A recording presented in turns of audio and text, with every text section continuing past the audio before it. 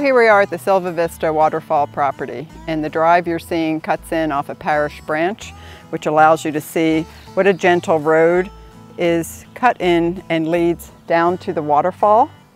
And there's a few different house pads that the drive has allowed for. One is on your right, and the other is down across Henry's Creek, and the waterfall is down below this road as well. And there's an additional building site at the very top of the mountain. And you're seeing Henry's Creek. Across Henry's Creek is access to another spot where you could build a home site.